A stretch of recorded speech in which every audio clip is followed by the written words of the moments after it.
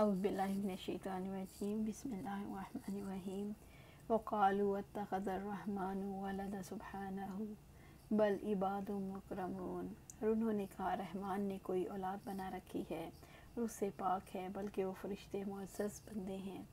سورۃ الانبیاء آیہ 26۔ وقالوا اتخذ الرحمن ولدا، انہوں نے کہا رحمان نے کوئی اولاد بنا رکھی ہے۔ یہاں مشرکین عرب کے غلط عقیدے کی طرف اشارہ ہے، جو فرشتوں کو اللہ تعالیٰ کی بیٹیاں کہتے تھے۔ مشرکوں کا گمان تھا کہ فرشتے اللہ تعالیٰ کی بیٹیاں ہیں۔ رب العزت نے ان کی تردید کرتے ہوئے فرمایا سبحانہ، وہ اس سے پاک ہے، وہ تو اولاد سے پاک ہے۔ بل عباد مکرمون، بلکہ وہ فرشتے معزز بندے ہیں۔ فرشتے تو اللہ تعالیٰ کی عزت والی مخلوق ہیں، فرشتے تو اس کے غلام ہیں۔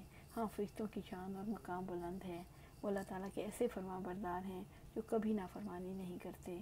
فرشتوں کی عزت اور عظمت کا کیا کہنا، قرآن خود جنہیں معزز قرار دے ان کے اعزاز و اکرام کا کیا پوچھنا۔ لا یسبقونہ بالقول وہم بامرہ یعملون، اور وہ اس سے بات میں پہل نہیں کرتے، وہ اس کے حکم پر عمل کرتے ہیں۔ سورۃ الانبیاء آیہ 27۔ لا یسبقونہ بالقول، وہ اس سے بات میں پہل نہیں کرتے۔ یہ فرشتوں کی عبودیت کا کمال ہے کہ وہ اللہ تعالیٰ کی بادشاہت کے بارے میں کوئی بات نہیں کرتے جب تک کہ وہ خود حکم نہ دے۔ وَهُمْ بِأَمْرِهِ يَعْمَلُونَ، اور وہ اس کے حکم پر عمل کرتے ہیں، یعنی فرشتے اللہ تعالیٰ کے حکم کے پابند ہیں، کبھی اس کے حکم کی خلاف ورزی کی جرات نہیں کرتے۔ فرشتے اللہ تعالیٰ کے احکامات کو بجا لانے میں جلدی کرتے ہیں۔ فرشتے جانتے ہیں اللہ تعالیٰ کا علم انہیں گھیرے ہوئے ہے اور اللہ تعالیٰ سے ان کی کوئی بات چھپی نہیں۔ فرشتے کمال درجے کا ادب کرتے ہیں، کیونکہ وہ اللہ تعالیٰ کی کمال حکمت اور کمال علم سے پوری طرح واقف ہیں۔ رب العزت نے فرمایا حالانکہ یقیناً تم پر نگہبان مقرر ہیں، معزز لکھنے والے، وہ جانتے ہیں جو کچھ تم کرتے ہو۔ سورۃ انفطار آیہ 10 سے 12۔ یعلم ما بین ایدیہم وما خلفہم ولا یشفعون الا لمن ارتضی وہم من خشیتہ مشفقون، وہ جانتا ہے جو ان کے سامنے ہے اور جو ان کے پیچھے ہے، اور وہ سفارش نہیں کرتے مگر اس کے لیے جسے اللہ تعالیٰ پسند کرے، اور وہ اس کے خوف سے ڈرنے والے ہیں۔ سورۃ الانبیاء آیہ 28۔ وہ جانتا ہے جو ان کے سامنے ہے، جو ان کے پیچھے ہے۔ اللہ تعالیٰ فرشتوں کے ماضی، حال اور مستقبل سے باخبر ہے۔ فرشتے اللہ تعالیٰ کے علم کے احاطے سے نکل نہیں سکتے۔ فرشتے اللہ تعالیٰ کے حکم اور اس کی تدبیر سے باہر نہیں نکل سکتے۔ فرشتے اللہ تعالیٰ سے کسی بات میں سبقت نہیں کرتے۔ وَلَا يَشْفَعُونَ إِلَّا لِمَنِ ارْتَضَىٰ، اور وہ سفارش نہیں کرتے مگر اس کے لیے جسے اللہ تعالیٰ پسند کرے۔ فرشتے اسی کی سفارش کریں گے جس سے اللہ رب العزت راضی ہوگا۔ رب العزت نے فرمایا کون ہے جو اس کی اجازت کے بغیر اس کی جناب میں سفارش کرے۔ سورۃ بقرہ آیہ 255۔ اسی طرح سورۃ سبا میں اللہ سبحانہ تعالیٰ فرماتے ہیں اور اس کے پاس کوئی شفاعت کام نہیں آئے گی مگر جس کے لیے وہ اجازت دے دے۔ سورۃ سبا آیہ 23۔ جب اللہ تعالیٰ فرشتوں کو اجازت دیتا ہے تب وہ سفارش کرتے ہیں۔ اللہ تعالیٰ اسی سے راضی ہوتا ہے جس کا عمل اللہ تعالیٰ کی رضا اور محمد صلی اللہ علیہ وسلم کی اتباع میں ہو۔ وَهُم مِّن خَشْيَتِهِ مُشْفِقُونَ، اور وہ اس کے خوف سے ڈرنے والے ہیں، یعنی فرشتے اللہ تعالیٰ سے ڈرتے رہتے ہیں۔ فرشتے اللہ تعالیٰ کے جلال کے سامنے خوف زدہ رہتے ہیں اور اس کے کمال پر وہ دہشت کے مارے سہمے رہتے ہیں۔ وَمَن يَقُلْ مِنْهُمْ إِنِّي إِلَٰهٌ مِّن دُونِهِ فَذَلِكَ نَجْزِيهِ جَہَنَّمَ كَذَلِكَ نَجْزِي الظَّالِمِينَ، اور ان میں سے جو کہتا ہے بلا شبہ اللہ تعالیٰ کے سوا میں معبود ہوں تو اسی کو ہم جہنم کی سزا دیں گے، ظالموں کو ہم ایسا ہی بدلہ دیا کرتے ہیں۔ سورۃ الانبیاء آیہ 29۔ رب العزت نے فرشتوں کی الوہیت اور ربوبیت کی نفی کرنے کے بعد واضح فرمایا کہ الوہیت میں ان کا کوئی حصہ نہیں۔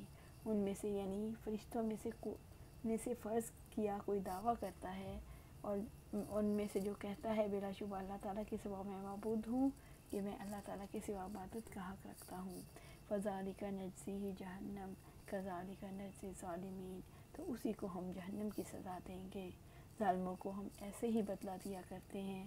رب العزت نے فرمایا ایسا دعویٰ کرنے پر ہم اسے جہنم میں جھونک دیں گے اور ظالموں کو تو ہم ایسے ہی سزا دیا کرتے ہیں۔ اس سے مراد یہ ہے کہ فرشتے ایسا دعویٰ کبھی نہیں کر سکتے، کیونکہ اگر دعویٰ کریں تو وہ جہنم میں جھونک دیے جائیں گے۔ اولم یر الذین کفروا ان السماوات والارض کانتا رتقا ففتقناہما وجعلنا من الماء کل شیء حی افلا یؤمنون۔ اور جن لوگوں نے کفر کیا انہوں نے دیکھا نہیں کہ یقیناً آسمان اور زمین دونوں ملے ہوئے تھے، تو ہم نے ان دونوں کو پھاڑ کر جدا کیا اور ہم نے پانی سے ہر زندہ چیز کو بنایا، تو کیا وہ ایمان نہیں لاتے؟ سورۃ الانبیاء آیت 30۔ اولم یر الذین کفروا، اور جن لوگوں نے کفر کیا انہوں نے دیکھا نہیں، کیا ان لوگوں نے اپنے دل کی آنکھوں سے دیکھا نہیں؟ جنہوں نے اللہ تعالیٰ کا انکار کیا وہ دیکھتے تو جان لیتے، یعنی جو اللہ تعالیٰ کی توحید، اس کی قدرت، اس کے علم اور اس کی عبادت کے واجب ہونے کا انکار کرتے ہیں، جبکہ اس کا علم، اس کی قدرت اور اس کی حکمت اس کی علوی اور سفلی مخلوقات میں ان آسمانوں اور زمین میں ظاہر ہے۔ ان السماوات والارض کانتا رتقا ففتقناہما، کہ یقیناً آسمان اور زمین دونوں ملے ہوئے تھے تو ہم نے ان دونوں کو پھاڑ کر جدا کیا۔ کہ ان لوگوں نے جنہوں نے اپنے رب سے کفر کیا اور عبودیت کو اس کے لیے خاص کرنے سے انکار کیا، ان نشانیوں کو نہیں دیکھا جو عیاں طور پر دلالت کرتی ہیں کہ اللہ تعالیٰ ہی رب محمود و کریم اور معبود ہے، اور زمین و آسمان کا مشاہدہ کرتے ہیں، ان کو ایک دوسرے سے جڑا ہوا پاتے ہیں۔ آسمان میں کوئی بادل ہوتا ہے نہ بارش، زمین مردہ بے آب و گیا اور بنجر دکھائی دیتی ہے، پھر ہم دونوں کو جدا کر دیتے ہیں، آسمان کو پانی کے ذریعے سے اور زمین کو نباتات کے ذریعے سے۔ رتق کے معنی دو چیزیں یا کئی چیزوں کا مل کر جڑنا جانا، چسپیدہ ہو جانا۔ فتق کے معنی ایسی گڈ مڈ شدہ اور جڑی ہوئی چیزوں کو الگ الگ کر دینا۔ شروع میں آسمان اور زمین ملے ہوئے تھے، ایک دوسرے سے تہ پتہ چمٹے ہوئے تھے، پھر اللہ تعالیٰ نے آسمان سے زمین کو جدا فرمایا اور 7 آسمان بنائے اور ساتھ ہی زمینیں اور دنیاوی آسمان اور زمین کے درمیان حد فاصل بنایا۔ دنیا کے سارے سائنسدان کہتے ہیں وہ کائنات جس میں ہم رہتے ہیں 15 بلین سال پہلے ایک زبردست دھماکے کے بعد وجود میں آئی، جسے عام طور پر بگ بینگ بڑے دھماکے کا نام دیا جاتا ہے۔ یہ دھماکہ جس سے بہترین نظام وجود میں آیا اللہ رب العزت کے حکم سے ہوا۔ رب العزت نے فرمایا اور ہم نے پانی سے ہر زندہ چیز کو بنایا، تو کیا وہ ایمان نہیں لاتے؟ اس سے مراد یہ ہے پانی زندگی کی بنیاد ہے، نباتات، حیوانات اور انسان کی زندگی کی بنیاد پانی ہے۔ رب العزت نے فرمایا سورۃ نور آیا 45، اور اللہ تعالیٰ نے ہر چلنے والے جانور کو پانی سے پیدا کیا۔ افلا یؤمنون، کیا وہ ایمان نہیں لاتے؟ جبکہ وہ اللہ تعالیٰ کی مخلوق کا مشاہدہ کر رہے ہیں، کیسے وہ باتوں کو وجود میں لاتا ہے، پھر اسے مردہ زمین پر لے جاتا ہے، پھر وہاں بارش برساتا ہے، حتیٰ کہ وہاں خوش منظر نباتات اگاتی ہے۔ کیا اللہ تعالیٰ قادر مطلق ہی حق ہے اور اس کے سوا جو کچھ ہے باطل ہے؟ آسمان اور زمین کو اللہ تعالیٰ نے اپنے ارادے، اپنے حکم، اپنے فیصلے سے جدا کیا۔ اللہ سبحانہ تعالیٰ سے دعا ہے کہ ہمیں اس قرآن پر عمل کرنے کی توفیق دے، اس کو صحیح پڑھنے، اس کو سمجھنے، اس کو پڑھنے پڑھانے اور آگے پہنچانے کی توفیق دے اور اس پر عمل کرنے کی توفیق دے۔ اللہ سبحانہ تعالیٰ میں قرآن و سنت پر عمل کرنے کی توفیق دے اور اس پر جمع دے۔ آمین یا رب العالمین۔